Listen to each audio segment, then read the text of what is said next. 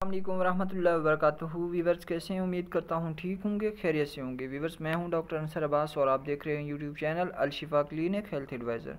Viewers آج میں آپ سے بات کروں گا ہیماچوریا کے بارے میں۔ ہیماچوریا ہے کیا، اس کی وجوہات کیا ہیں اور اس کی سمٹمز کیا ہیں۔ اگر کسی کو ہیماچوریا ہے تو اس کی علامات کیا ہیں، کیسے اس کو پتہ چلے گا کہ اس کو ہیماچوریا ہے۔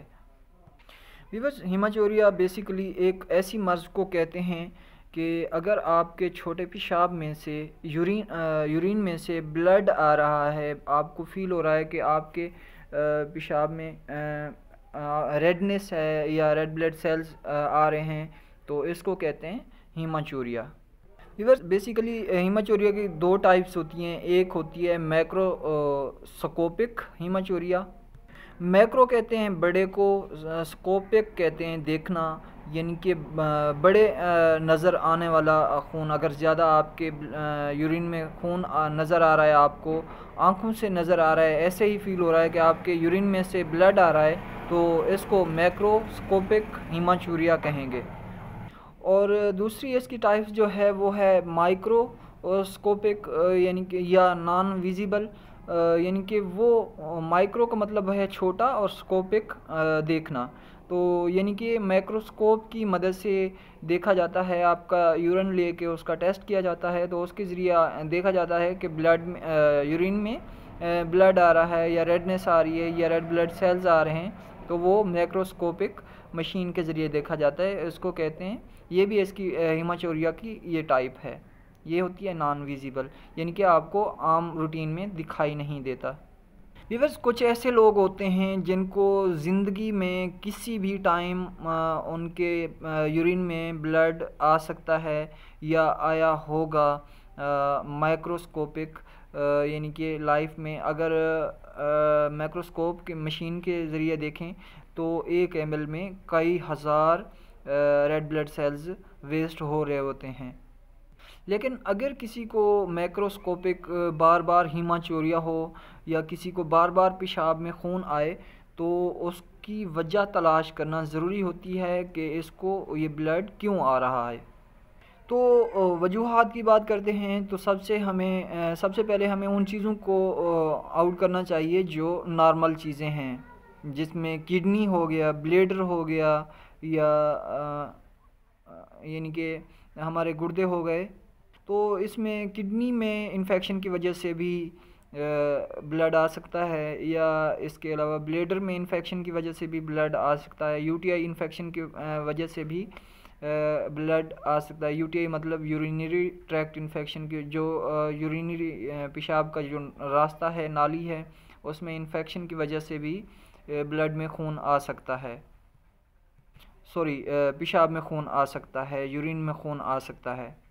یا اس کے علاوہ اگر کسی کو ہیموگلوبن ہیماچوریا ہو، یعنی کہ جو ہمارے خون کے اندر ہیموگلوبن ہے اس کے اندر ہیماچوریا ہو، اس کی وجہ سے بھی یورین میں ریڈنس آ سکتی ہے، خون آ سکتا ہے۔ اسی طرح مایوگلوبن ہے، اس کی وجہ سے بھی یورین میں ریڈنس آ سکتی ہے۔ مایوگلوبن ہمارے مسلز کے اندر ہوتی ہے، تو مسلز جب ٹوٹ پھوٹ کا شکار ہوتے ہیں تو اس کے ذریعے پھر ریڈنس یورین میں آ سکتی ہے۔ حالانکہ یہ ریڈ بلڈ سیلز نہیں ہوتے، لیکن جب کوئی ٹیسٹ کرتے ہیں تو یہ پازیٹیو آتا ہے۔ فرسٹ آف آل اگر دیکھا جائے تو کڈنی پر نظر ڈالی جائے، اگر کسی کو یورین میں بلڈ آ رہا ہے تو کڈنی پر نظر ڈالی جائے کہ کڈنی میں کوئی پرابلم تو نہیں ہے۔ اس کے بعد یوریٹر ہے، جو پیشاب کی نالی اور مثانے اور اس کی گردے کی درمیان میں ایک نالی ہے، یوریٹر جسے کہتے ہیں۔ اگر پھر اس کو دیکھا جائے کہ اس میں کوئی انفیکشن تو نہیں ہے، اس کی وجہ سے تو یورین میں ریڈنس نہیں آ رہی۔ اگر کسی مریض کو یوریتھرا جو پیشاب کی نالی ہے اس میں انفیکشن ہو جائے یا کوئی چوٹ لگ جائے، تو اس کی وجہ سے بھی یورین کے ساتھ بلڈ آ سکتا ہے۔ اگر کسی کو بلیڈر میں انفیکشن ہو جائے، جس کو ہم عام زبان میں سسٹائٹس کہتے ہیں، سسٹائٹس بلیڈر، تو اس کی وجہ سے بھی بلڈ آ سکتا ہے۔ اس سے اوپر یوریتھرا سے اوپر ہے، بلیڈر سے اوپر ہے یوریٹر، تو اگر اس میں کوئی سٹون آ جائے، کوئی پتھر آ جائے تو اس کی وجہ سے بھی انفلاميشن ہو سکتی ہے، انفیکشن ہو سکتا ہے، تو انفیکشن کی وجہ سے بھی یورین میں بلڈ آ سکتا ہے۔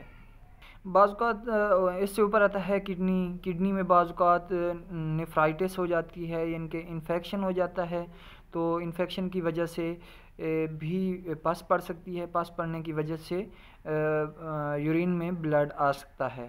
اور بعض اوقات ایسا ہوتا ہے کہ رینل سٹون کی وجہ سے، جس کو ہم گردے کی پتھری کہتے ہیں، اس کی وجہ سے بھی انفلاميشن ہو سکتی ہے، انفلاميشن کی وجہ سے ریڈ بلڈ سیلز آ سکتے ہیں یورین میں۔ اور بعض اوقات ایسی کازز ہوتی ہیں جو یورین میں بلڈ کی وجہ بن سکتی ہیں، لیکن وہ زیادہ اہم نہیں ہوتی، فرسٹ یہی ہوتی ہیں۔ تو اس کے لیے مین جو ٹیسٹ کرواتے ہیں وہ ہے urine D R, urine complete D R, جس میں یورین کا ایگزامینیشن ہوتا ہے، پتہ چلتا ہے کہ اس میں کیا کیا ویسٹ ہو رہی ہے۔ تو یورین سے پتہ چل سکتا ہے کہ اس میں ریڈ بلڈ سیلز آ رہے ہیں یا کاسٹ آ رہی ہے یا کوئی اور چیز آ رہی ہے، تو اس سے اندازہ لگایا جا سکتا ہے کہ کڈنی میں کوئی انفیکشن ہے یا کڈنی میں کوئی سٹون ہے، یا اس کے علاوہ کوئی اور وجہ بھی ہو سکتی ہے۔ اس کے علاوہ اگر اس میں ڈائگنوز نہ ہو تو پھر ڈاکٹر ریکمینڈ کرتا ہے مریض کو الٹرا ساؤنڈ KUB، یعنی کہ کڈنی یوریٹر بلیڈر۔ اور اگر الٹرا ساؤنڈ میں بھی پتہ نہ چل سکے تو پھر ڈاکٹر ریکمینڈ کرتا ہے کہ اس کا CT اسکین KUB کرایا جائے، یعنی کہ کمپیوٹر ٹوموگرافی، کمپیوٹر کی مدد سے اسکین کیا جاتا ہے کہ جسم میں یا کڈنی میں، بلیڈر میں یا یوریٹر میں کوئی مسئلہ تو، کوئی انفیکشن تو نہیں ہے۔